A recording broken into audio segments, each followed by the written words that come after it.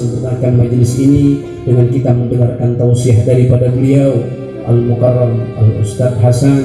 Insyaallah beliau adalah alumni Darul Mustafa, santri daripada Al-Khabib Umar bin Hafid bin Syekh Abu Bakar ibn Salim.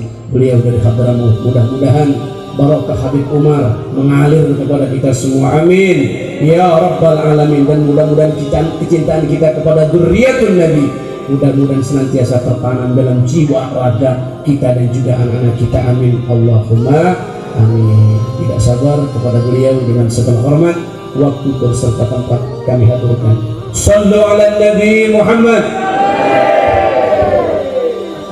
Assalamualaikum warahmatullahi wabarakatuh.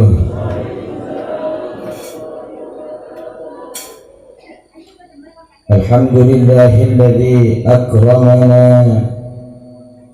bi afdhalin ni'am bi an arsala ilayna man kanat manzilatuhu 'inda Allahi 'alal madam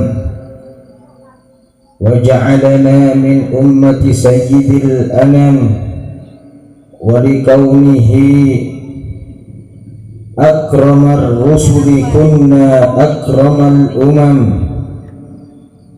حيث أسري به ليلا من المسجد الحرام إلى المسجد الأقصى والناس نيام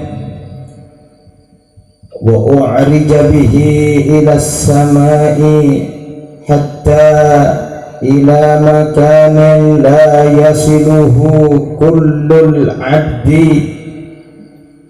ولا الملائكة المقربون يدعوه ذو الجلال والإكرام. أشهد أن لا إله إلا الله وحده لا شريك له وأشهد أن سيدنا ومولانا وحبيبنا محمدا عبده ورسوله وحبيبه وصفيه وخليله لا نبي بعده. اللهم صل وسلم على سيدنا محمد ابن عبد الله صاحب لواء الحمد يوم القيامة وعلى آله المطهرين عن الرجس والغواية وعلى أصحابه الذين هم نجوم الهداية. أما بعد، حضرة المحترمين para alim, para ulama, para habaib, wabil khusus sahibul majlis Al-Ustadz Raziqin hafizakumullah wa akramakumullah. Semoga senantiasa dijaga oleh Allah dan dimuliakan oleh Allah Subhanahu wa taala, amin ya rabbal alamin. Tak lupa pula hadirin wal hadirat jamaah majlis, semoga perkumpulan panjenengan diterima oleh Allah dan menjadi tanda bahwasannya panjenengan adalah orang yang diaku sebagai umat baginda Muhammad sallallahu alaihi wasallam, amin ya rabbal alamin. Dan semoga panjenengan di dunia ini dipertemukan entah di dalam mimpi atau di dalam kasat mata oleh Allah dengan baginda Muhammad sallallahu alaihi wasallam, amin ya rabbal alamin. Semoga kelak semuanya yang hadir di majelis ini, keluarganya, anak cucunya dimasukkan surga oleh Allah, berkumpul dengan baginda Muhammad sallallahu alaihi wasallam, amin ya rabbal alamin. Beserta seluruh tokoh masyarakat, sesepuh, bini sepuh yang tidak bisa sebutkan, saya sebutkan satu persatu. Akramakumullah wa hafizakumullah. Hadirin wal hadirat yang dimuliakan oleh Allah Subhanahu wa taala, ada perkumpulan itu besar, ada perkumpulan itu kecil. Besar atau kecilnya sebuah perkumpulan tidak dinilai dari berapa orang yang hadir, bukan, tapi dinilai untuk apa mereka berkumpul dan apa yang dibicarakan di dalam perkumpulannya. Di luar sana banyak perkumpulan-perkumpulan dihadiri oleh beribu-ribu orang, bahkan berjuta-juta orang, namun yang mereka berkumpul bukan untuk Allah, bukan untuk mahabbahnya, rasa cintanya kepada Rasulullah. Demi Allah, perkumpulan mereka itu di hadapan Allah sangatlah kecil. Kita di sini mungkin hanya segelintir orang, tapi perkumpulan kita hari ini karena Allah dan karena kecintaan kita kepada baginda Muhammad sallallahu alaihi wasallam, maka demi Allah majelis kita ini dibangga-banggakan oleh Allah Subhanahu wa taala di depan para malaikatnya. Besar menurut Allah. Kalau besar menurut manusia, berapa derajat manusia? Tapi kalau besar menurut Allah, Allah katakan besar, enggak akan ada yang bisa mengukur selain Allah Subhanahu wa taala. Hadirin wal hadirat yang dimuliakan oleh Allah Subhanahu wa taala, kedatangan panjenengan ke majelis ini merupakan sebuah bukti kecintaan Rasulullah, kerinduan Rasulullah sallallahu alaihi wasallam kepada panjenengan semua. Di dalam riwayat Al-Imam At-Tirmidzi rahimahullahu taala, Rasulullah bersabda, ketika itu Rasulullah sedang terlihat resah, maka para sahabat bertanya, "Ya Rasulullah, ada apa gerangan panjenengan kelihatan resah, kelihatan gelisah?" Maka beliau mengatakan, "Saya kangen dengan kekasih-kekasih saya." "Ya Rasulullah, alasna bi ahbabik?" Wahai Rasulullah, bukankah kami ini kekasih-kekasih panjenengan? "La antum ashabi." Bukan, kalian ini adalah sahabat-sahabat. Kekasih-kekasihku yang aku rindukan adalah orang-orang setelah kalian, di mana mereka tidak menatap wajahku, tidak memandang wajahku, namun jiwa raganya mereka persembahkan untuk Allah dan untukku. Karena kecintaannya kepadaku, mereka beriman kepadaku. Itulah kekasih-kekasihku. Jadi panjenengan ini orang yang dirindukan oleh baginda Muhammad sallallahu alaihi wasallam. Semoga termasuk kita. Amin ya rabbal alamin. Jauh-jauh hari, 1400 tahun yang lalu kita sudah dirindukan oleh baginda Muhammad sallallahu alaihi wasallam. Satu pertanyaan yang harus kita hadirkan di dalam roh kita, di dalam jiwa kita, dalam hati kita. Pernahkah sekali saja kita merasakan betul-betul sangat rindu kepada baginda Muhammad sallallahu alaihi wasallam? Betul-betul kita kelihatan resah, kelihatan susah karena kerinduan kita kepada baginda Muhammad sallallahu alaihi wasallam. Kita perlu mengecek hati kita. Kita perlu mengecek iman kita. Kita perlu mengecek rohaniyah kita, mahabbah kita kepada baginda Muhammad sallallahu alaihi wasallam. Bila belum, kita bertanya lagi kepada diri kita, "Wahai diriku, wahai nafsuku, betul-betulkah engkau berikrar anna Muhammadar Rasulullah, bahwasanya Rasul Muhammad adalah utusan Allah?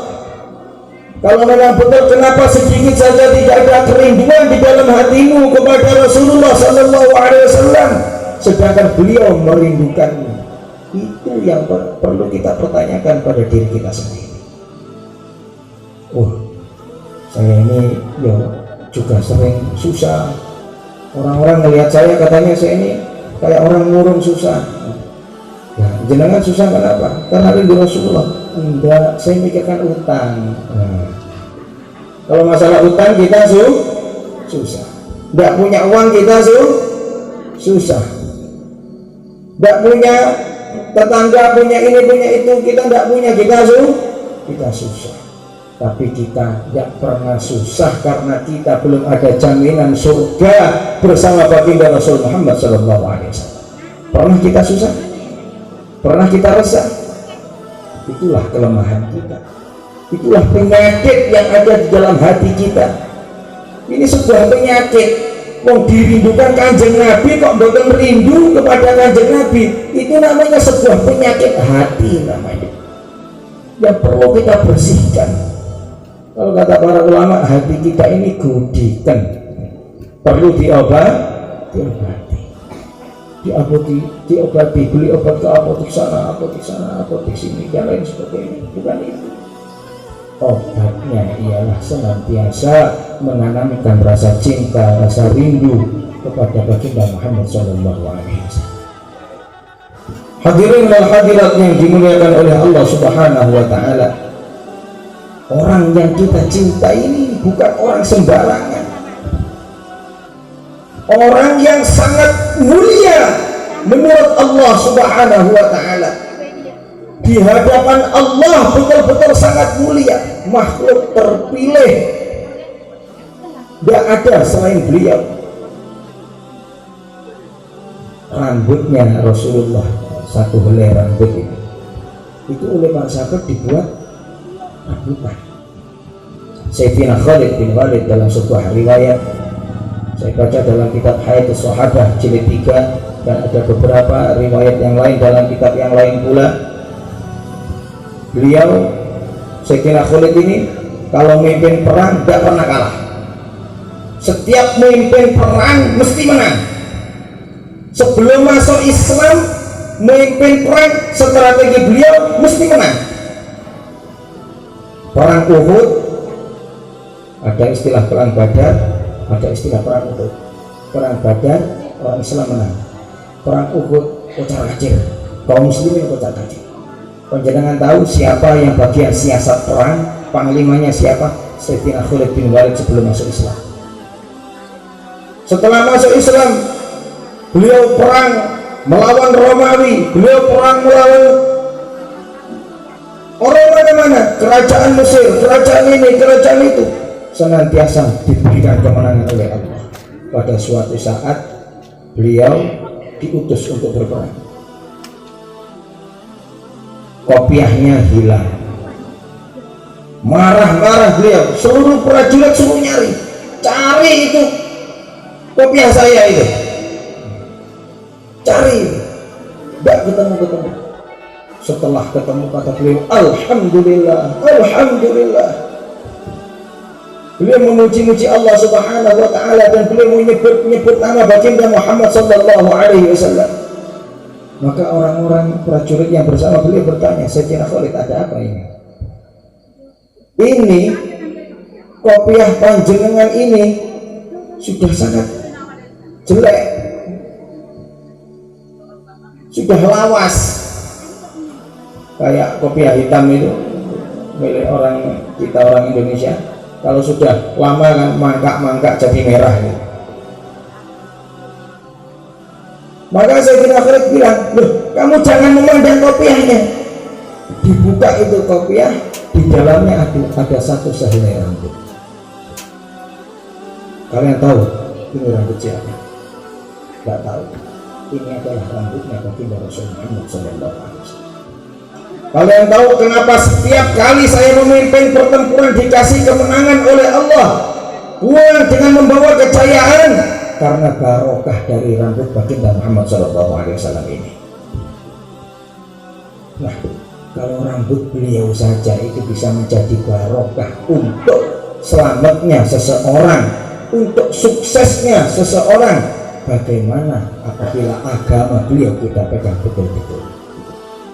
Bagaimana kalau rasa cinta kepada beliau kita masukkan, kita tanamkan ke dalam hati sedalam-dalamnya? Mesti selamat orang itu, mesti selamat. Itulah baginda Rasul Muhammad Sallallahu Alaihi Wasallam. Sampai ketika suatu hari, ketika beliau tahallul, ketika beliau selesai ihram, rambutnya dipotong. Ini ada beberapa sahabat belum masuk Islam, diutus oleh orang-orang Quraisy untuk mengintai apa yang dilakukan oleh baginda Muhammad SAW beserta para sahabatnya. Maka mereka melihat Rasulullah berwudu, para sahabat berebut air wudunya, sisa-sisa air wudu dibuat rebutan oleh para sahabat radhiyallahu ta'ala anhum ajma'in. Kemudian orang yang tidak dapat air wudunya Rasulullah dari belakang megang tangan temannya yang dapat air wudu, dipegang supaya dapat basahnya juga. Kemudian usapkan ke dadanya. Orang yang belakangnya lagi nggak dapat, ngambil dari orang depannya. Rambut beliau ketika ma'lul dibuat rebutan. Maka orang-orang Quraisy yang mengintai tadi itu, mereka mengatakan, ma ra'aitu malikan qattu yu'azzimuhu ashabuhu kama yu'azzimu ashabu Muhammadin Muhammadan. Saya ini dulu pernah diutus ke Persia, saya pernah diutus ke Romawi, kerajaan-kerajaan besar ketika itu, kerajaan mana-mana, tapi saya tidak pernah melihat pengawal-pengawal setiap kerajaan tersebut memuliakan rajanya seperti sahabat-sahabat baginda Muhammad sallallahu alaihi wasallam memuliakan baginda Rasul Muhammad sallallahu alaihi wasallam. Dahsyatnya baginda Rasul Muhammad sallallahu alaihi wasallam, makhluk yang dipilih oleh Allah Subhanahu wa taala. Nabiullah Adam alaihissalatu wassalam, menurut pandangan Allah beliau pernah melakukan suatu kesalahan. Tapi kalau kita menyatakan Nabi Adam itu salah, coba dulu tidak salah, tidak turun dari surga, itu namanya tidak ada. Sampai ben nek ngomong Nabi Adam salah, kan kepanggil Nabi Adam kita pilih dengan dan para nabi itu pun jangan sampai bilang Nabi salah, tidak ada itu namanya. Karena orang-orang sekarang banyak itu menyalah-nyalahkan para nabi, meneliti para nabi, kesalahan-kesalahannya dan lain sebagainya. Manggil Rasulullah tidak mau dengan Sayyidina, tidak mau. Apa Sayyidina segala, Muhammad langsung. Muhammad langsung, adikmu apa Muhammad langsung. Jadi kepada para nabi itu yang ada. Sayyidina Adam alaihi salatu wassalam, beliau diterima taubatnya oleh Allah Subhanahu wa ta'ala karena beliau tawassul dengan nama yang ditulis di arsy, la ilaha illallah Muhammad Rasulullah sallallahu alaihi wasallam. Beliau terheran-heran, siapa ini? Kok ada makhluk sebelum saya? Siapa ini? Sinten ya Allah Muhammad itu? Maka Allah menjawab, itu adalah Nabi akhir zaman dari keturunannya. Betapa istimewanya dia, sehingga namanya ditulis bersamaan dengan nama panjenengan. Dia adalah makhluk yang termulia, nurnya diciptakan sebelum kamu. Ini baginda Rasul Muhammad SAW. Senyumannya tidak ada yang menyamainya, tutur katanya tidak ada yang bisa menyamainya, akhlaknya sangat tinggi, budi pekertinya sangat tinggi. Baginda Muhammad SAW, keringatnya harum. Jadi banyak para sahabat itu ngambil keringatnya Rasul untuk minyak wangi. Lah kalau kita sampai tidak mandi sehari, wah, istrinya saja tidak mau mendekat, marah-marah. Kalau bisa disuruh keluar dari kamar itu. Baginda Muhammad SAW tidak seperti kita. Al-bashar laisa kal-bashar, manusia namun tidak sama dengan umumnya manusia. Beliau ciptaan Allah tapi tidak sama dengan ciptaan-ciptaannya yang lain. Ini masih memandang dari segi jasad beliau, derajat dari segi jasad, belum derajat beliau di hadapan Allah Subhanahu wa ta'ala. Sampai ketika itu terjadi suatu kejadian yang tidak pernah terjadi sebelumnya dan tidak akan berulang lagi setelahnya. Beliau sallallahu alaihi wasallam dipanggil oleh Allah Subhanahu wa ta'ala Subhanalladzi asra bi 'abdihi lailan minal masjidil harami ilal masjidil aqsa. Subhanalladzi, maha suci zat, asra, yang telah memperjalankan bi 'abdihi, hambanya, lailan, di waktu malam. Nah, Rasulullah itu disebut oleh Allah adalah hambanya. Dalam Al-Quran disebut hambanya. Padahal orang derajatnya paling tinggi oleh Allah disebut hamba. Pelajarannya apa? Para ulama mengatakan derajat yang paling tinggi itu adalah penghambaan diri kepada Allah Subhanahu wa Ta'ala. Derajat di hadapan Allah yang paling tinggi, sejauh mana sampeyan menghinakan diri sampeyan di hadapan Allah, sejauh mana hati sampeyan hubungkan dengan Allah, itu derajat tertinggi di hadapan Allah. Sejauh mana hati kita ini remuk karena ketaatan kepada Allah. Ana ma'al munkasirati qulubuhum min ajli, aku senantiasa, rahmatku senantiasa bersama orang-orang yang hatinya hancur, hatinya susah karena membela agamaku, karena ibadah kepada. Ini orang yang senantiasa bersama Allah. Jadi derajat yang paling tinggi, derajat manusia itu adalah ketika dia menghambakan diri sepenuhnya kepada Allah. Sejauh mana dia taat kepada Allah, sejauh mana dia menghinakan dirinya di hadapan Allah, sejauh apa, sebanyak apa dia menangis di hadapan Allah Subhanahu wa Ta'ala. Itulah seorang hamba, tunduk, taat, takut, punya rasa malu kepada tuannya. Itu namanya hamba. Kalau dalam kehidupan kita, orang mulia itu kalau punya jabatan, orang mulia itu kalau orang disembah orang, diagungkan orang. Tapi di hadapan Allah bukan itu. Di hadapan Allah mana yang lebih menghinakan dirinya di hadapan Allah, untuk Allah, untuk Allah. Bukan kok sampean sujud untuk diri sampean sendiri supaya dipanggil, supaya orang tahu, oh ini sholatnya lama orang ini, oh sujudnya khusyuk orang ini. Itu sampean ibadah kalau tujuannya seperti itu bukan menyembah Allah, tapi menyembah nafsu sampean sendiri, menyembah diri sampean sendiri. Bukan untuk Allah, tapi untuk dirimu sendiri, dan tidak akan ada balasan apapun dari Allah Subhanahu wa Ta'ala. Bi'abdihi lailan. Nah, ini kalau orang pondokkan biasanya tahu ada isim ma'rifat, ada isim nakirah. Lailan itu namanya isim nakirah umum. Lah ulama ahli balaghah mengatakan artinya qalilan syai'an minal lail, sedikit saja dari bagian malam.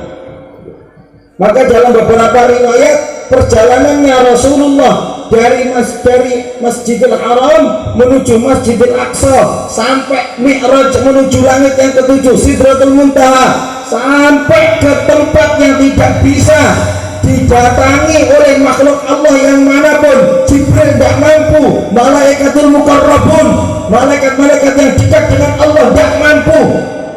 Rasulullah sampai ke situ, kemudian pulang lagi. Tempat duduknya Rasulullah itu masih hangat. Jadi lailan syai'an minan lail, hanya sedikit dari bagian waktu malam, sangat singkat. Di situ beliau mengalami banyak cerita, banyak kejadian, banyak pengalaman yang akhirnya mengeluarkan sejarah yang patut untuk kita renungi, patut untuk kita ingat. Sebagian orang tidak mau membuat peringatan Isra Mi'raj dan lain sebagainya. Wah, itu kan bisa dibacakan kapan saja. Betul, siapa bilang tidak bisa?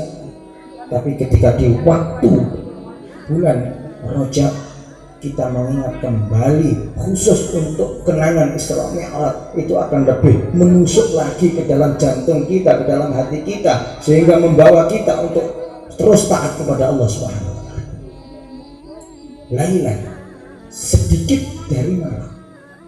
Sekarang ini ya, banyak cerita orang Amerika pergi ke apa itu namanya bulan, pergi ke planet ini, planet itu. Terus sejarah apa yang bisa kita petik, yang bisa kita ambil, yang bisa kita banggakan dari perjalanan mereka itu? Sejarah apa? Sekarang ini banyak orang mempertanyakan, mana mungkin Rasulullah Muhammad itu bisa secepat itu sampai ke langit ke-7. Mana mungkin? Jangan tahu jarak bumi dengan langit pertama dalam hadis ya, jarak langit bumi dan langit, kalau bumi ini dipandang dari langit yang pertama seperti satu butir pasir ditaruh di tengah padang pasir. Langit kedua di langit pertama dilihat dari langit kedua juga demikian. Langit kedua dilihat dari langit ketiga juga demikian. Langit ke-7 dilihat dari arsy Allah Subhanahu wa taala seperti cincin ditaruh di tengah padang pasir. Artinya jaraknya berapa jauh itu? Tidak bisa ditempuh oleh akal manusia. Otak kita ini terlalu kecil untuk memikirkan itu. Maka banyak ketika itu, jangan zaman sekarang, zaman Rasul banyak orang Islam murtad karena mendengar kabar baginda Rasul Muhammad SAW pergi ke langit ke-7. Masa tidak mungkin? Zaman sekarang apalagi? Lah orang Amerika pergi ke bulan itu yang menceritakan orang kafir, orang tidak pernah kenal wudu, orang tidak pernah kenal Allah, orang tidak pernah kenal Rasulullah, orang tidak pernah punya iman kepada yang menciptakan dunia ini. Disebarkan kabar tentang keberangkatan mereka, seluruh dunia percaya. Orang kafir yang mengabarkan tentang Rasulullah Isra dan Mi'raj siapa? Subhanalladzi, ialah Allah yang maha suci. Kenapa banyak orang tak percaya? Karena di hatinya tidak ditanamkan iman oleh Allah Subhanahu wa taala. Makanya kata-kata tidak mungkin ditepis langsung oleh Allah dari awal ayat. Subhanalladzi, maha suci Allah zat yang. Artinya maha suci dari apa? Maha suci dari apa yang kalian pikirkan tidak mungkin. Allah itu apa saja yang Ia kehendaki mesti terjadi. Itulah kenapa diawali oleh subhanalladzi. Ini kalau orang ulama ahli tafsir paham. Kan jangan pada situ tafsir Jalalain kok mboten mangke. Insyaallah kata pondokan orang sini banyak yang dulu mondok di Bendo, mondok di mana-mana. Tapi kalau sampean mau buka tafsir-tafsir yang lain, tafsir Al-Qurtubi, At-Tabari, tafsir Ibnu Katsir, Ma'alimut Tanzil, tafsirnya Imam Baghawi, dan tafsir-tafsir yang lainnya, panjenengan akan menemukan hal itu. Tapi kalau enggak, ya wis pokoknya istighfar. Subhanalladzi asra bi 'abdihi lailan minal masjidil haram.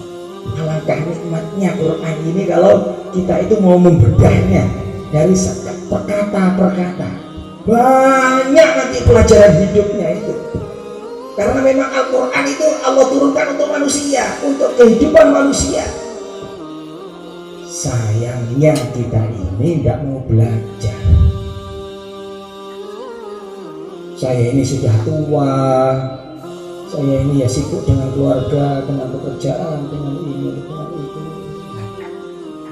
Ya gimana kok suruh ngaji lagi, ngaji lagi. Gimana ini? Sampai yang tua, sampai yang muda, kita semua butuh dengan Allah, dan kita semua butuh dengan keselamatan, kita semua butuh dengan surga. Maka tidak pandang umur orang belajar itu. Kita niatkan hidup kita ini untuk belajar Al-Quran. Pergi kepada ulama-ulama yang ahlinya, kita mempelajari isi Al-Quran supaya hidup kita ini tertata. Hadirin wal hadirat yang dimuliakan oleh Allah Subhanahu wa taala. Subhanalladzi asra bi 'abdihi lailan minal masjidil haram ilal masjidil aqsa. Di dalam perjalanannya Rasulullah dari Masjidil Haram ke Masjidil Aqsa, banyak kejadian-kejadian. Di antaranya ada yang memanggil-manggil beliau Muhammad, ya Muhammad, ya Muhammad. Ketika itu beliau dipandu oleh Jibril naik buruk. Nah, orang zaman sekarang gambar buruk itu kuda, ada sayapnya. Nah, itu gambaran dari mana ya? Cuma bayang-bayangnya saja, kuda Pak, ada sayapnya. Kenapa dinamakan buruk? Ada para ulama mengatakan dari kata-kata al-barq, kilat, karena kecepatannya itu sejauh seperti kilat, sejauh mata memandang. Kalau memandangnya dari Mekah ke Masjidil Haram, langsung satu ketik tak datang nyampe ke Masjidil Aqsa. Kalau memandangnya dari Masjidil Haram ke Masjidil Aqsa, langsung ke Masjidil Aqsa. Kalau memandangnya dari Masjidil Aqsa ke langit yang pertama, langsung nyampe ke langit pertama. Kok bisa seperti itu? Innallaha ala kulli syai'in qadir. Itulah kuasa Allah Subhanahu wa ta'ala. Ada yang mengatakan artinya buraq itu adalah al-bayat, putih, bersih. Jadi buraq itu bentuknya tidak seperti besar seperti kuda, juga tidak kecil seperti keledai. Seperti silangan antara kuda dan keledai.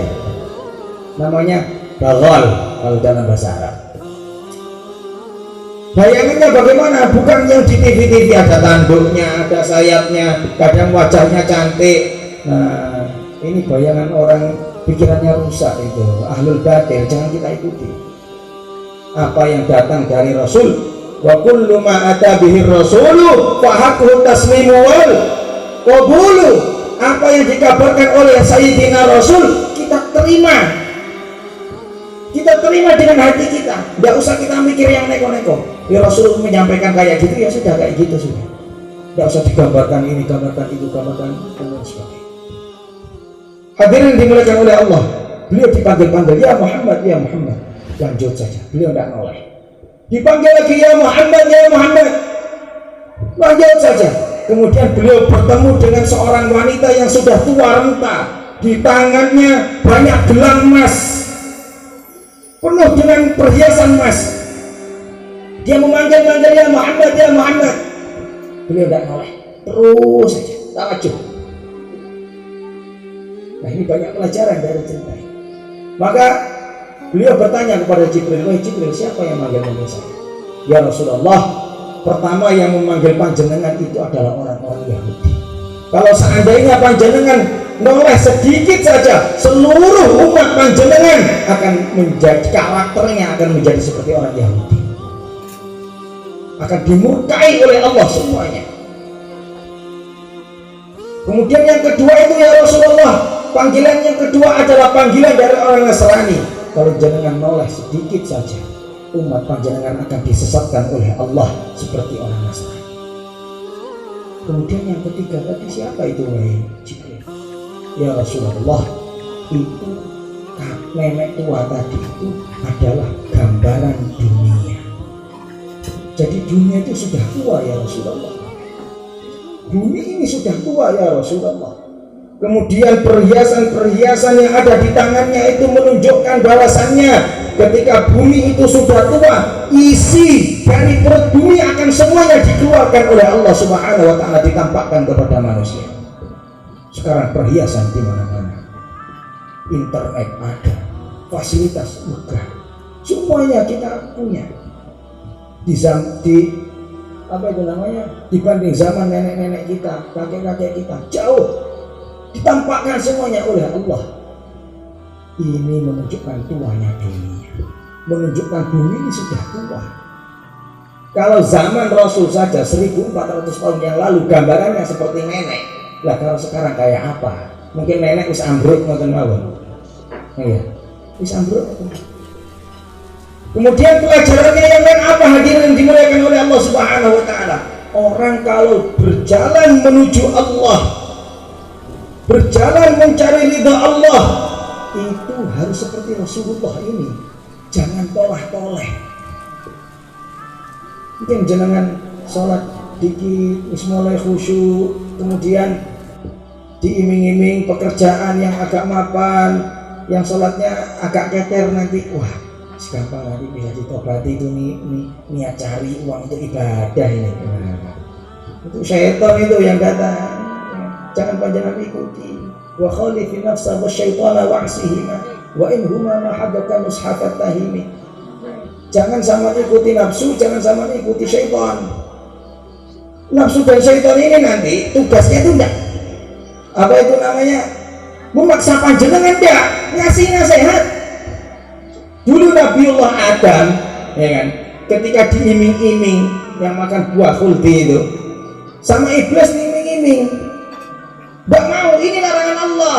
Loh, kalau sampai enggak mau, ya terserah sampean. Ya, antakuna khalidaini, antakuna malakaini, au takuna minal khalidin. Kalau kalian makan buah ini, nanti kalian jadi malaikat, kami dosa. Kalau enggak gitu, nanti kekal dalam surga. Maka Sayyidah Hawa terpancing, Sayyidina Adam tidak mau, tidak. Kata iblis apa? Inni lakuma laminan nasihin. Kalau kalian tidak mau, tidak apa-apa. Sungguh, wong saya ini lebih dulu dari kalian. Saya ini cuma ngasih nasihat saja, wahai Adam. Nek mbok lakoni monggo, gak ya apa-apa. Lah kita ini juga gitu, dikasih nasihat oleh iblis itu, oleh syaitan itu. Itu loh pekerjaan enak itu. Banyak uangnya nanti dikon haji, tidak apa-apa lah. Sholatnya keter-keter dikit, tidak apa-apa. Nanti bisa dikodok, diobati tenanan. Untuk lebih sugih, kanggo ibadah Allah. Gak sampai sugih, sampai sowan nang Allah bisa. Faliyadu dulu. Kasih nasihat oleh syaitan, jangan mau. As-sair ilallah, berjalan menuju Allah itu kayak Rasulullah, tawajuh, menghadap ke depan, jangan noleh kanan, jangan noleh kiri. Nah, gimana keluarga saya tidak makan nanti? Lah yang menghidupkan panjenengan itu Allah lah, ya wis diatur kali Allah itu rezekinya. Kenapa kok kita ini tidak dia seolah-olah itu kesulitan? Karena kita ini tidak yakin betul dalam hati, tidak husnudzon, tidak baik sangka kepada Allah bahwasanya kita ini dicukupi oleh Allah Subhanahu wa Ta'ala. Kita ini banyak suudzon kepada Allah, akhirnya gak ada duit.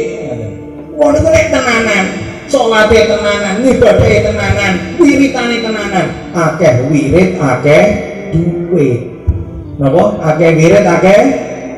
Lek ora tau wirit, ora duit. Duit sinten niku panjenengan apa kula? Jenengan kok wiritane akeh nyuwun ke Allah. Sambat aja sambatane wong. Pertama didengarkan Allah mesakne, sambat kedua lagi sabar sampean yo, sambat ketiga lagi wis diam cipta yang lain. Sambat keempat wong iki lho tekoni sambat bosan orang dengar. Tapi lek sampean sambatnya kepada Allah, Allah itu semakin disambati, semakin cinta kepada panjenengan. Sambatnya jangan wong, kudu ngene. Sambatnya kan Allah Subhanahu wa Ta'ala. Maaf Ustaz ya, nanti pesannya tadi tidak boleh bahasa Jawa. Guru ini kan, guna Madura ini kan, peng gimana? Lo terbiasa. Jadinya bahasa saja. Saya ini keturunan Madura juga, tapi al-afu bisanya bahasa Madura ketika saya di Hadramaut, ketika di Hidupuna. Kenapa? Orang-orang Madura itu maksa saya, sama keturunan ini, sampean ini keturunan orang Madura harus bisa ngomong bahasa Madura. Saya jawab, saya kesini pengen bahasa Arab dan kalau orang Arab katanya. Kalau sama kami tidak bisa, harus bahasa Madura. Akhirnya terpaksa bisa. Tapi kaku-kaku itu, malu saya. Hadirin hadirat yang dimuliakan oleh Allah Subhanahu wa Ta'ala. Kemudian Rasulullah berangkat ke langit pertama, langit kedua, langit ketiga, langit keempat, sampai ke Sidratul Muntaha, sampai ke tempat yang tidak bisa dijangkau oleh Jibril alaihissalatu wassalam. Mereka Jibril tidak ngaku, ya Rasulullah, sampai sini hancur saya nanti kalau terus. Ini sudah urusan panjenengan dengan Allah. Ma sagal basar wa ma tagha. Rasulullah Shallallahu Alaihi Wasallam ketika di tempat tersebut sama sekali pandangannya tidak menoleh ke kanan, tidak menoleh ke kiri. dikasih kekuatan oleh Allah untuk berjumpa dengan Allah, memandang dengan Allah Subhanahu wa taala bila kaifin wala mithal, tanpa kita ketahui caranya bagaimana, metodenya bagaimana. Tidak tahu, yang tahu hanya Allah. Tidak ada satu makhluk pun yang tahu kecuali Rasulullah. Nabiullah Musa dikasih anugerah, beliau bisa mendengarkan firman Allah secara langsung. Walamma ja'a Musa limiqatina wa kallamahu rabbuhu qala rabbi arini anzur ilayk qala lan tarani walakin anzur ila al-jabal fa in istaqarra makanahu fasawfa tarani falamma tajalla rabbuhu lil-jabal ja'alahu dakkan wa kharra Musa sa'iqa. Ya Allah, saya tidak puas kalau cuma mendengar saja ya Allah. Ketika Nabi Musa dipanggil ke Gunung Tursina, saya ingin melihat wajahmu, ingin melihat zatmu ya Allah. Saya tidak puas ya Allah. Maka Allah Subhanahu wa taala berfirman, lan tarani, kamu tidak mungkin bisa. Lan tidak mungkin sama sekali bisa. Lan tarani, tidak mungkin. Ojo apa ngeyel. Nabi Musa ini karena kalau sudah keinginannya A, tidak bisa dicegah. Nabi paling tegas, keras orangnya, paling tegas, keras. Israel itu ditempiling kali Nabi Musa ini, meripati loro sisi. Saya itu hadir riwayat Muslim ada itu, meripati loro sisi. Dibalik akan lalu lebih saking kerasnya Nabi Musa. Akhirnya tegas kan, kamu tidak akan bisa. Ojo ngeyel. Buatan Gusti, kalau pengen Gusti. Namanya orang pingin, kayak panjenengan aku pingin duit ngoten niku. Akhirnya Allah ngasih isyarat, kamu tidak usah pingin, gini aja, kamu pandang ke Gunung Tursina itu, nanti saya akan menampakkan nur saya. Kalau gunung itu kuat menahan nur saya, maka kamu akan mampu untuk memandang saya. Falamma tajalla rabbuhu lil-jabali ja'alahu dakkan, ketika nur Allah sedikit saja terpancar mengenai Gunung Tursina, hancur total itu Gunung Tursina. Akhirnya Nabi Musa pingsan, nggak mampu. Itu nur Allah. Ini Nabi Musa yang dapat mendengarkan firman Allah, nggak mampu. Tapi Rasulullah berjumpa dengan Allah langsung, masaqal basari wa ma tagha. Wajah beliau, pandangan beliau tidak menoleh ke kanan atau ke kiri. Orang yang mulia betul. Tidakkah bangga kalau seperti itu? Kalau demikian kita menjadi umat baginda Muhammad sallallahu alaihi wasallam. Tidakkah kita ini betul-betul beruntung menjadi umat baginda Muhammad sallallahu alaihi wasallam? Kalau bukan karena Rasulnya, Rasul yang paling mulia, kita tidak akan mulia. Hadirin wal hadirat yang dimuliakan oleh Allah Subhanahu wa taala.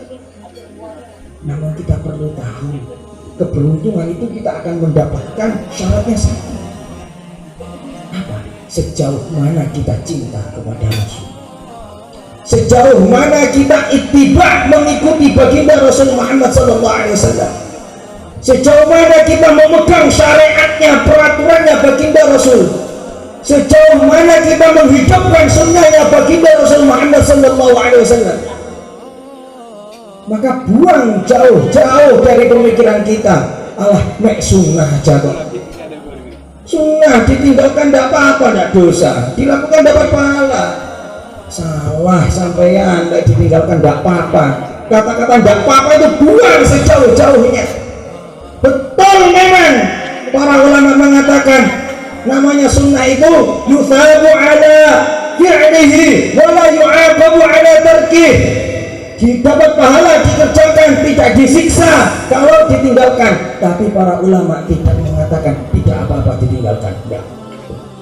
Lek ditinggalkan sampean rugi. Hidup ini modal kita. Ada satu detik saja tidak kita gunakan untuk ittiba Rasul sallallahu alaihi wasallam, ikut sunnah Rasul sallallahu alaihi wasallam, rugi kita semua, hidup tidak akan bisa kembali lagi. Sekarang gini, kalau tanya, pemerigi enten dana corona, Wonten nggih, sampai mriki dana corona. Wonten. Nah, sampai dipanggil ke desa. Ya, untuk dana corona berapa desanya? Ya, ada sama sekali. Gorengan dan sing asal. Halalan thayyibah cek ini sampai nek ngono. Beberapa tempat itu dikasih, ya nggak tahu dana koronnya, uangnya campuran kita nggak tahu. Yang niatnya ngambil yang halal gitu saja. Ya. Nah, mesti orang, dana corona dipanggil ke desa. Kira-kira, nek nggak diambil itu kita dihukum apa nggak sama negara? Boten, karena nggak ada kewajiban dari negara kita harus ngambil dana corona. Pemerintah tambah seneng, orang gelem ya wis kanggo dhewe mlebu desa. Gini lho. Nah, cuma nek gak diambil rugi apa mboten? Rugi 600.000, Pak. Koyok tuh geleknya betamel. Nggih. Rugi apa mboten? Rugi. Ya nek rugi ini duit sama ngerti. Nek urusan duit kok langsung ngerti rugi. Rugi lah 600.000 rek. Urusan duit kabeh paham. Tapi nek urusan sunnah itu loh, kenapa ora paham-paham ini? Kenapa tidak paham-paham itu? Sunnah itu kayak gitu itu. Nggak sampai yang nggak mengerjakannya nggak disiksa oleh Allah. Tapi nggak sampai ambil, nggak sampai kerjakan, rugi sampean. Rakaatul fajri khairun minad dunya wa ma fiha. 2 rakaat sebelum sholat subuh, sholat sunnah 2 rakaat saja sebelum sholat subuh. Pahalanya kalau ditimbang dengan dunia dan seisinya, bumi ini seisinya, rumah panjenengan semuanya, harta panjenengan semuanya, seisinya ditimbang dengan pahalanya, ganjarannya, upahnya, ya kan? Upahnya 2 rakaat sebelum sholat subuh itu lebih berat upahnya 2 rakaat sebelum sholat fardu subuh. Nggak rugi sama nek ditinggalkan kira-kira. Rugi. Sekarang panjenengan tidak akan merasakan aduh cik rugi ini tidak akan, karena gak ketok duit. Tapi nanti ketika nyawa sudah sampai tenggorokan, ketika Israel menjemput kita, baru akan kelihatan semua ditampakkan oleh Allah mana surga, mana neraka, mana barzah, mana orang yang dihukum, mana orang yang mendapatkan kenikmatan. Ketika itu baru kita merasakan rugi. Sekarang tidak akan terasa. Hadirin wal hadirat yang dimuliakan oleh Allah Subhanahu wa taala. Begitulah memahami sunnah. Kalau kita cinta kepada Rasul, kita hidupkan sunnah Rasul.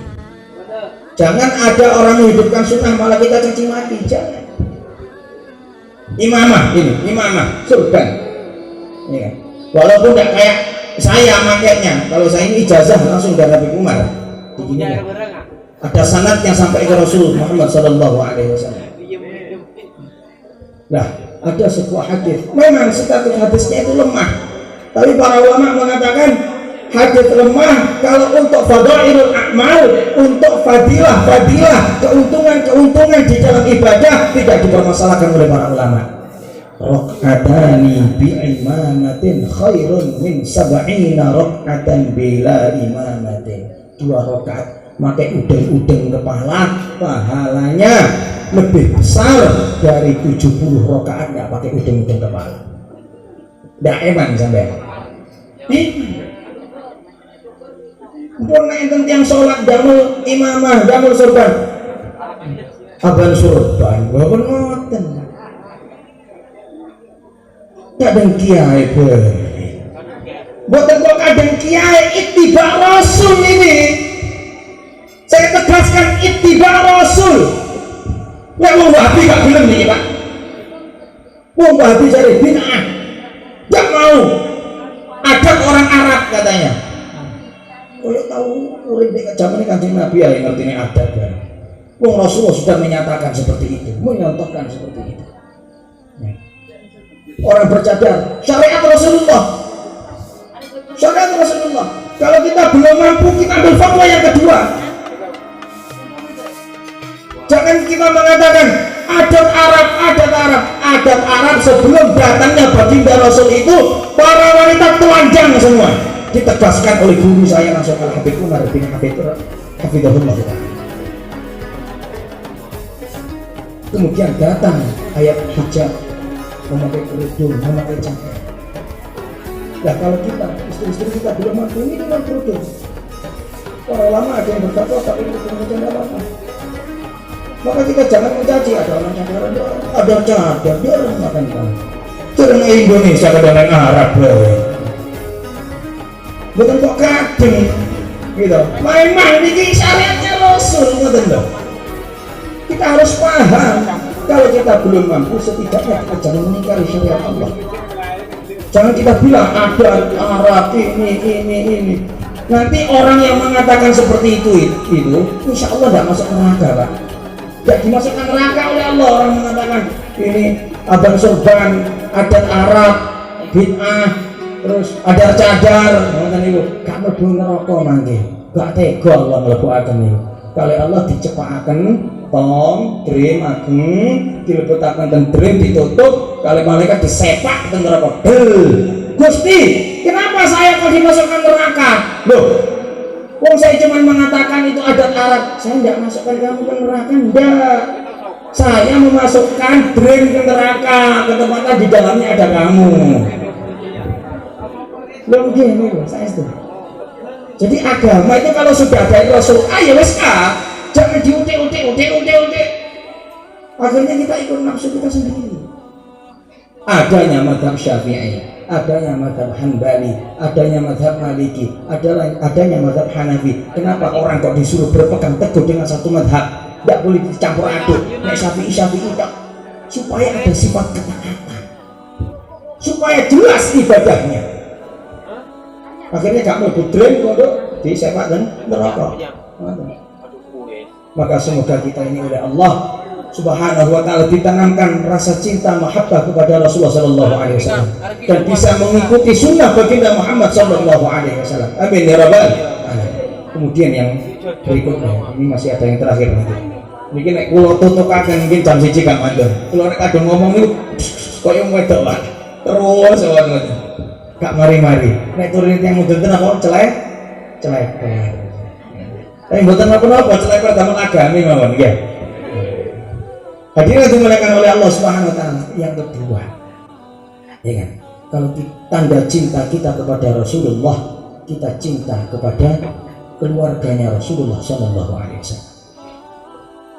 Karena Allah menyuruh kita untuk mencintai keluarga baginda Muhammad sallallahu alaihi wasallam. Kita cinta kepada Rasulullah karena cinta kita kepada Allah. Kemudian dalam riwayat Imam Tirmidzi, walaupun orang-orang Wahabi mengatakan hadisnya dhaif katanya, tapi diteliti ulang enggak itu, ngawur. Bukan ahli hadis mengatakan dhaif. Ya kan? Apa Rasulullah sabdakan? Wa ahibbu ala baiti li hubbi. Cintailah keluargaku, anak turunku karena cinta kalian kepada. Nek sampeyan nyawang wonge, kalau kita melihat orangnya sama, jasadnya kayak kita, ada darahnya, dia manusia juga melakukan kesalahan, dia juga melakukan kemaksiatan. Kenapa kok kita harus mencintainya? Karena perintah Rasulullah, cintailah keluargaku karena cinta kalian kepada.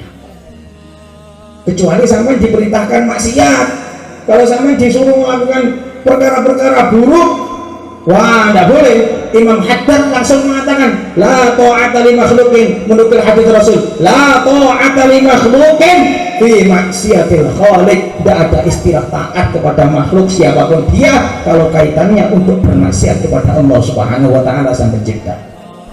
Allahumma shalli ala Muhammad. Kayak ditarik. Sallu ala Nabi.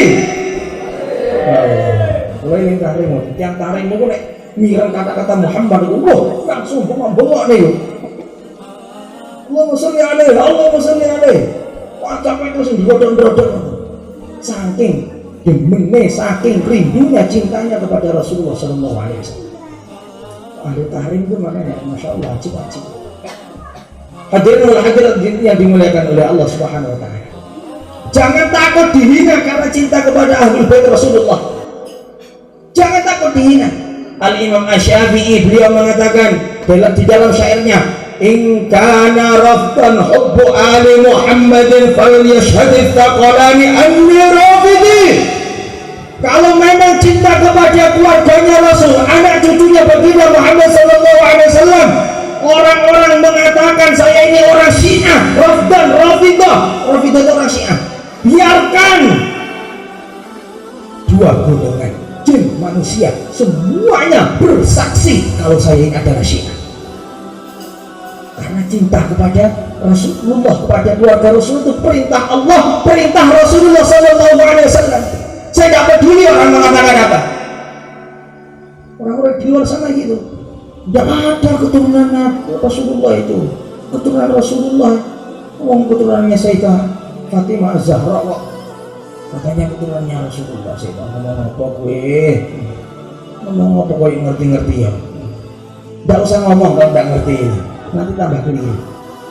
Nasab itu kan kepada orang laki-laki. Nggak ngerti, mau. Itu kan pengetahuan kamu saja. Pengetahuan para ulama tidak kayak kamu. Jadi cinta kepada keluarganya Rasulullah Muhammad SAW. Yang ketiga, cinta kepada pewaris ilmunya baginda Muhammad SAW. Siapa itu? Para ulama. Al-ulama'u warathatul anbiya. Para ulama itu adalah pewaris para nabi. Maka kita cintai, kita taati. Ada apa-apa kita merujuk kepada para ulama, tanya hukumnya kepada para ulama yang ahlinya. Kalau dalam permasalahan fikih, tanya kepada ulama yang ahli betul-betul dalam fikih. Dalam permasalahan tauhid, tanya kepada ulama yang ahli dalam tauhid. Dalam permasalahan tasawuf, tanya kepada ulama-ulama yang sufi, yang hatinya bersih, hatinya hanya berhubungan dengan Allah Subhanahu wa ta'ala. Kita ini kayak orang buta, Pak. Semua manusia itu kayak orang buta, tidak ada yang bisa melihat. Yang bisa melihat, yang melek hanya baginda Rasul saja. Dalam jalan menuju Allah ini gelap. Yang bisa melihat hanya Rasulullah. Kanan kiri semuanya jurang neraka. Maka Rasulullah menuntun para sahabat. Para sahabat menuntun orang di belakangnya, para tabi'in. Para tabi'in menuntun orang di belakangnya, tabi'ut tabi'in menuntun a'immatul mujtahidin. Para a'immatul mujtahidin menuntun ulama-ulama setelahnya sampai ke kita. Kalau kita ini tidak merujuk kepada para ulama, siapa yang menuntun kita menuju Allah Subhanahu wa ta'ala? Apa kira-kira selamat? Tidak bisa. Kita harus ada yang menuntun. Secara ilmiah harus ada yang nuntun. Secara rohaniah berhubungan hati dengan Allah itu bagaimana? Harus ada yang nuntun. Man laisa lahu syekh fa syaikhuhu syaitan. Orang itu kalau tidak ada guru yang menuntun hatinya, membimbing hatinya menuju Allah, nanti yang membimbing syaitan. Makanya banyak sekarang itu orang aliran-aliran Allah Ta'ala alam, seperti alirannya Pak Sukino, MTA dan lain sebagainya itu. Tidak punya guru. Akhirnya gurunya siapa? Syaitan. MTA, Majelis Tafsir Amur-Amuran, bukan tafsir Al-Quran, tafsir Amur-Amuran. Dia baru meninggal itu. Ya dia Islam juga, tapi saya tidak tahu dia husnul khotimah apa enggak, mati dalam keadaan huwa syahadat apa enggak. Ya, saya tanya mati, lah gimana lagi? Tidak tahu. Kata orang-orang ini di Solo, kalau di sini tidak rame, tapi kalau daerah timur sana rame. Daerah barat ramai. Ini bahaya. Majelis tafsir Abu kok ngenyek buatan ngenyek aja kejadian ini ngoten niku. Nah, dadine anjing halal karena tidak ada nas Al-Quran. Pokoknya sih gak ada Al-Quran oleh dimam. Waduh, enak nih. Enak. Gue sih gak ada Al-Quran oleh dirabi kabeh ngoten wae mana-mana kesenengan. Bukan ada Al-Quran. Ajur takanan ini ajur. Makanya harus ada gurunya, ada pembimbingnya sampai ke Rasul. Sanadnya ini mutasil, gurunya ini sambung sampai ke Rasulullah Sallallahu Alaihi Wasallam. Jelas. Loh, kok masih harus nambung barang itu loh. Terus pokok kiai saya itu paling benar. Terus pokok loh. Ya harus yakin kiai kita itu benar, harus yakin. Tapi aja nyalahno liyane. Penting sinambung sampai Rasul itu penting. Al-Imam Abdullah ibn Mubarak beliau mengatakan, laulal isnad minad din laqala man syaa ma syaa, di dalam pembukaan Sahih Muslim. Kalau seandainya sinambungnya sanad, sinambungnya guru sampai Rasul itu bukan termasuk bagian dari agama, orang akan berfatwa seenaknya sendiri di dalam agama ini. Enggak teko Rasul, teko pikiran ini. Hadirin wa hadirat yang dimuliakan oleh Allah Subhanahu wa taala. Kita cintai para habaib, kita cintai para ulama. Kemudian satu ini yang bahaya. Ketika kita berpegang teguh dengan satu kiai, kadang kita benci kepada kiai yang lain. Saya tanya, lek sampeyan cinta kepada Rasulullah, kapan Rasulullah merintah sampeyan benci dengan ulama liyane? Kapan? Arahan Rasulullah yang mana? Sunnah Rasul yang mana? Bohong. Pernyataan sampeyan cinta kepada Rasulullah. Sampeyan tahu para ulama ini, saya nukil dari kitab Mizanul Kubra, karya atau karangan daripada Syekh Abdul Wahab Asy-Sya'rani. Syariat itu seperti sumber. Ini kampungnya nggak usah kan? Sumber duren, nah cocok sumber karena duren ini bisa. Nanti kok kamu lagi? Tak sama-sama kan duren ini. Tidak musik ya? Sudah kenangan itu saja. Lah, seperti sumber. Orang sumber duren bawa botol aqua, ngambil dari sumber itu. Kemudian orang sentongan datang, uduk, ngambil pakai ember. Kemudian orang sedang biru datang ke sumber itu, ngambil lagi, ya kan? Pakai mangkok. Ada lagi yang ngambil bawa apa itu namanya, yang dibuat, bukan yang di mobil yang dibuat. Hah? Ya itu sudah. Apa tidak tahu saya namanya. Lah, orang yang nggak tahu ngambilnya dari mana ketika ditanya, yang dipegang oleh orang sumber duren, ini air apa Pak? Oh air aqua, itu enak itu. Kemudian ditanya kalau itu yang dibawa orang sentongan itu apa? Air ember itu buat mandi, jangan diminum. Kemudian komentar dengan wadah yang lain juga nanti beda. Kenapa? Karena nggak tahu ngambilnya dari satu tempat, padahal dari satu tempat wadahnya berbeda. Itulah perbedaan pendapat di kalangan para ulama. Sama jok seneng-senengnya lah nomor ulama. Karena kita nggak tahu cara pengambilannya bagaimana. Yang diambil satu sumber apa itu? Kitabullah, Al-Quran, wa sunnatu Rasulillah wa Habibillah sallallahu alaihi wasallam, dan hadits-haditsnya baginda Muhammad sallallahu alaihi wasallam. Metodenya ada metode ijma, ada metode kias, cara ngambilnya kita nggak tahu. Kita tahunya mateng tok. Karena kita tahunya dari satu kiai, akhirnya yang kita anggap benar itu udah yang lain. Oh, benih Syafi'i juga, benih macam Syafi'i. Sito. Jangan langsung ponis ini bukan Syafi'i, ini bukan Ahlu Sunnah, ini bukan ini. Abu Janggu, benih Ahlu Sunnah juga. Sito kok Abu Janggu kudu Ahlu Sunnah. Sampai nih kira ini menyatakan ini orang Ahlu Sunnah wal Jamaah atau tidak, harus tahu tolak ukurnya. Ukurannya Ahlu Sunnah itu sing piye, sing mlebu yang mana, yang keluar yang mana, ini harus tahu. Maka para ulama menyatakan dalam fikih, selagi orang itu memegang salah satu dari empat madhab, Al-Imam Abu Hanifah rahimahullah, atau Al-Imam Malik bin Anas rahimahullah, atau Al-Imam Asy-Syafi'i bin Idris rahimahullah, atau Al-Imam Ahmad bin Hanbal rahimahullah, dalam fikih ini masuk Ahlu Sunnah wal Jamaah. Ini sama pegang. Dalam tauhid, dua imam yang diikuti, Al-Imam Abdul Hasan Al-Asy'ari atau Asy'ariyah seperti yang Aqaid 50 itu, ya kan? Aqidatul Awam, ya kan? Dan Asy-Syaikh Abu Mansur Al-Maturidi. Ini banyak diikuti oleh orang India, orang Pakistan, dan orang Afghanistan, orang Persia. Ini Ahlu Sunnah wal Jamaah. Bedanya menghitung sifat saja. Nek sifat wajibnya orang Asy'ari 20, nek orang Maturidi 13. Lah keluar dari itu, lah itu bahaya. Ketasawufannya ikut imam-imam besar, seperti Sultan Aulia yang biasa jenengan tawasuli Syekh Abdul Qadir Al-Jailani, ikut Imam Syekh Bahuddin An-Naqsyabandi, Al-Imam Junaid Al-Baghdadi rahimahullah, atau ulama-ulama Yaman, Al-Imam Faqih Al-Muqaddam dan lain sebagainya. Nah, itu namanya ahli sunnah wal jamaah. Maka jangan sembarangan menvonis orang ini kudu ahli sunnah, ini ahli sunnah.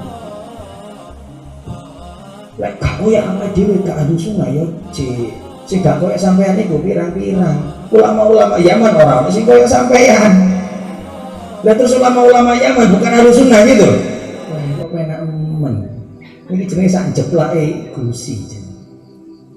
Maka semoga kita ini oleh Allah diberi pemahaman yang lurus, cinta kepada Rasulullah Allah tetapkan di hati kita, sunnah Rasul dapat kita amalkan, kita minta kepada Allah dikumpulkan dengan baginda Muhammad SAW. Amin ya Rabb. Yang terakhir kita doa bersama sebentar saja. Siapa tahu hati kita ini bisa mi'raj seperti mi'rajnya Rasulullah SAW. Hatinya dihadapkan kepada Allah, tawajuh kepada Allah, minta kepada Allah. Wa ila hadratin Nabi Al-Fatihah.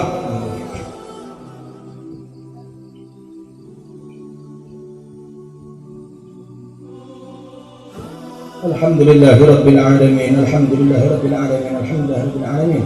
Allahumma lakal hamdu syukra wa lakal mannu fadlah wa anta rabbuna haqqah wa nahnu abiduka rika wa anta lam tazal lidhalika ahla ya muyassir kulli asir ya jabir kulli kasir ya sahib kulli farid ya muqawwi kulli da'if ya mu'min kulli makhif ya mu'min kulli faqir yassir alaina ya rabbana kulli asir fataysirul asir alayka yasir ya Allah ya rabbana ya man la yahtaju ila al-bayan wa tafsir hajatuna kathir hajatuna kathir حاجاتنا كثير وأنت عالم بها وخبير يا رب ضاق الخنق من فعل ما لا يطاق فمن بفك الغلق لمن بذنبه رهين واغفر لكل الذنوب واستر لكل العيوب واكشف لكل الكروب واكفنا أذى المؤذين اللهم إنا نتوجه إليك ونتوسل إليك بحبيبك المصطفى ورسولك المجتبى سيدنا محمد بن عبد الله نبي الرحمة يا سيدنا محمد نبي الرحمة إننا نتوجه بك إلى ربنا لتقضى حوائجنا اللهم اقضي حوائجنا ويسر لنا أمورنا فرج همومنا وكروبنا أمن روعاتنا واستر عوراتنا وحل مشاكلنا اغفر لنا ذنوبنا وتجاوز عن سيئاتنا واهدنا واهد بنا واجعلنا سببا لمن اهتدى يا الله ya Tuhan kami, ampunilah ya Allah seluruh dosa-dosa kami yang telah lewat ataupun yang akan datang ya Allah, yang besar ataupun yang kecil, yang kami lakukan dengan sengaja atau tanpa sengaja, yang kami lakukan dengan sembunyi-sembunyi atau terang-terangan.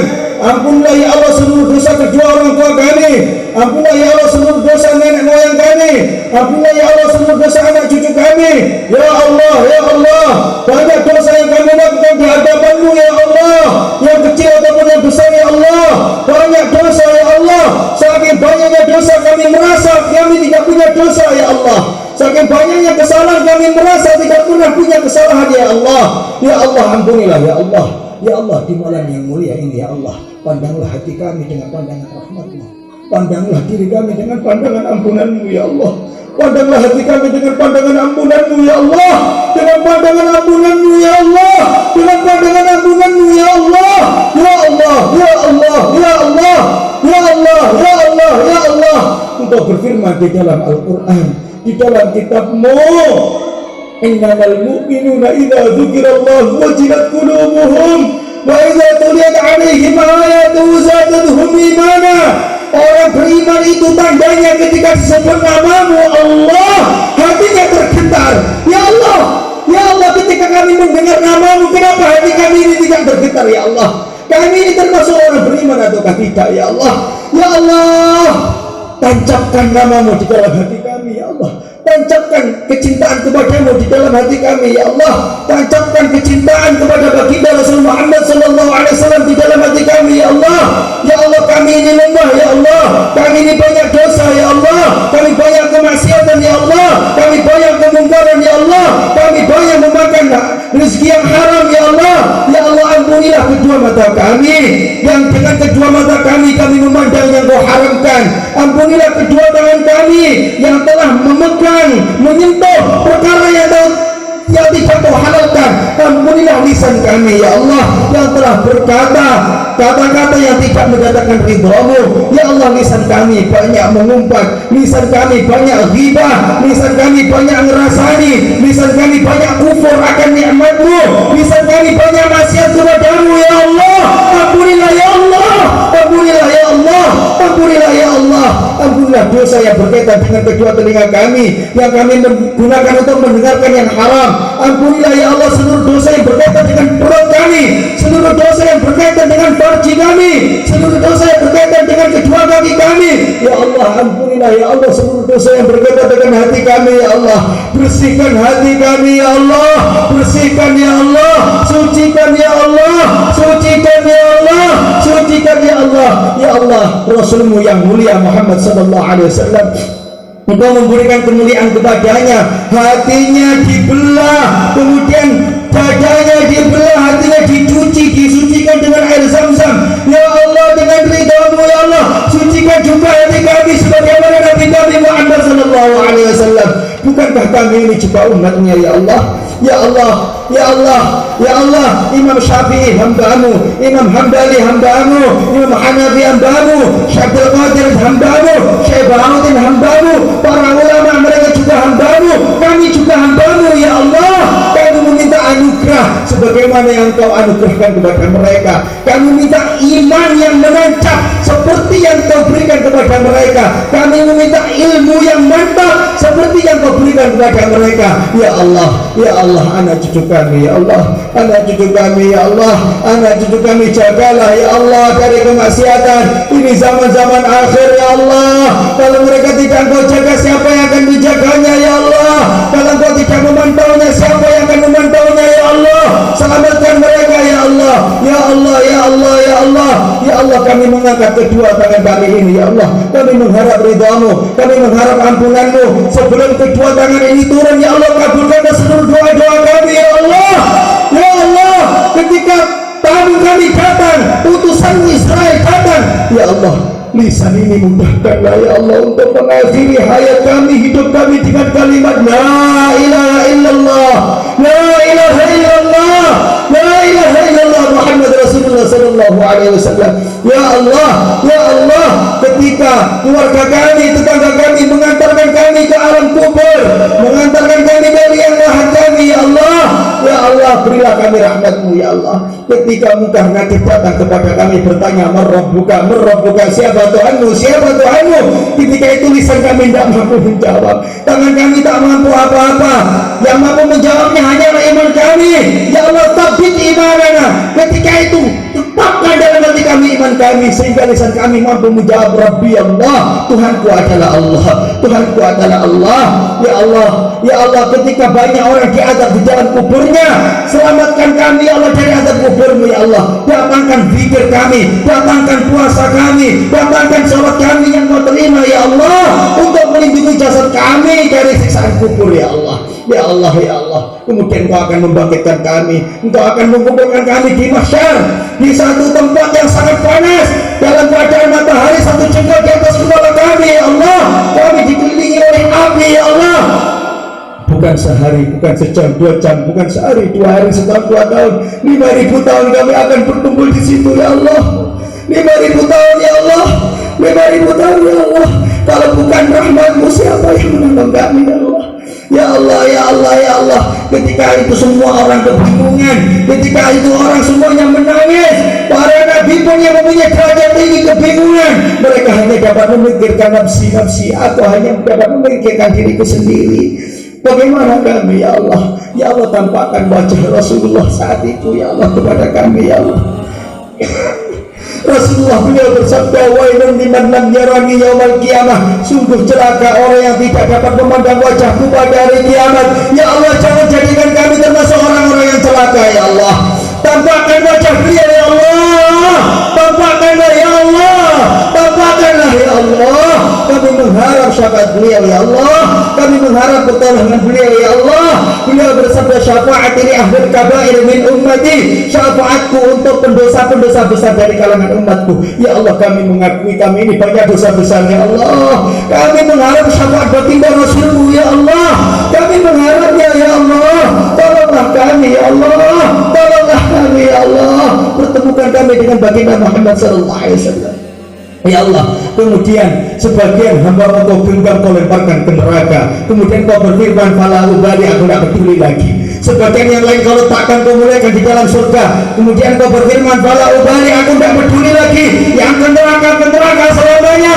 Yang ke surga silakan menikmati nikmatnya surga. Ya Allah, jadikanlah kami termasuk genggaman yang kau taruh, kau muliakan di dalam surgamu. Ya Allah, bersama kedua orang tua kami. Ya Allah, bersama anak cucu kami. Ya Allah, bersama guru-guru kami. Ya Allah, bersama baginda Muhammad sallallahu alaihi wasallam.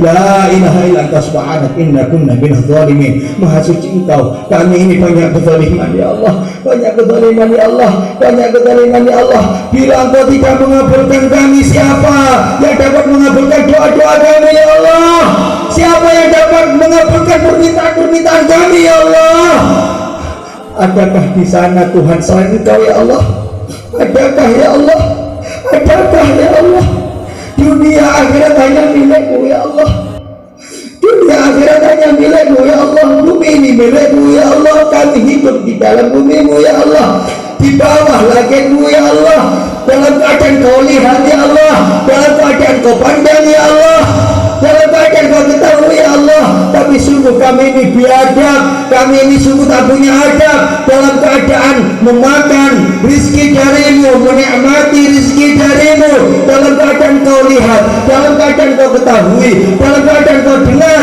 kami bermaksiat di hadapanmu. Ya Allah, ampunilah. Ya Allah, ampunilah. Ya Allah, ampunilah. Ya Allah, Rabbana atina fid dunya hasanah wa fil akhirati hasanah wa qina adzaban nar. Wa sallallahu ala sayyidina Muhammadin nabiyil ummi wa ala alihi wa sahbihi wa baraka wa sallam. Walhamdulillahi rabbil alamin wa ila hadratin nabi. Al-Fatihah.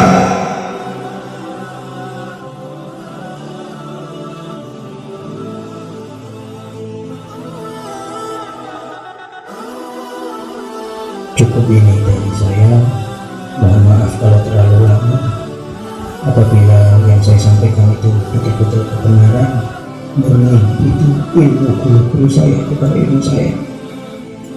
Itu ilmunya Habibullah, ilmunya Kiai Zainal Abidin. Saya tidak punya apa-apa sama sekali. Kenapa kesalahannya? Murni itu kebodohan saya. Semoga diampuni oleh Allah Subhanahu. Aku lupa hadza wa astaghfirullah li wa lakum innahu ghafurur rahim.